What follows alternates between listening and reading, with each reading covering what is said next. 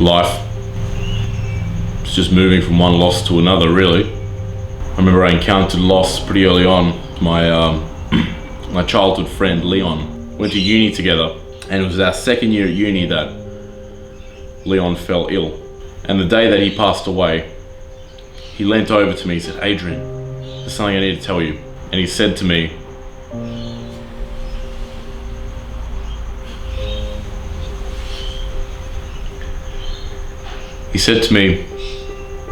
"Potato contract." And I struggled for many years, and I had a bit of an investigation into it. And it turned out that my friend Leon was actually farming potatoes on the side. I always wondered how he had so much money, you know? And since the local potato cartel in my area was run mostly by Irishmen, Leon was Italian himself. And so tension grew between the two sides. The Irish potato mobsters had actually slipped fungal spore into his fish and chips. And that's what, caused him to contract the illness. In many cultures, you've got the kiss of death. This is called the potato contract. Once you've been handed your potato contract, your days are numbered. A few months ago, my cousin was in the army. He was a spy, actually.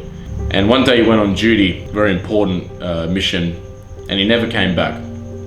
We met with the army representatives, and although they couldn't say much, they told us that our cousin, Ivan, his name was, had been in the middle of a mission whose code name was Sticks Coach.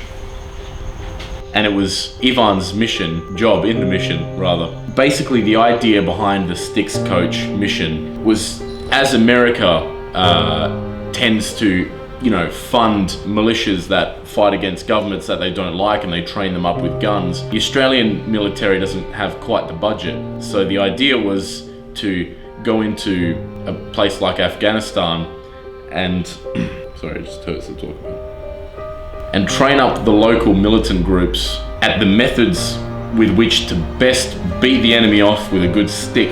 Now, luckily in that part of the world, they beat their wives quite a lot. And so every man had his own thumb-width stick that he could sort of, fight the other opposing army off with. Now, unfortunately, Ivan has long hair, much like me, and it was in the process of meeting with the local Afghani men that he was mistaken for an unveiled woman and actually beaten to death with the very sticks that he gave them.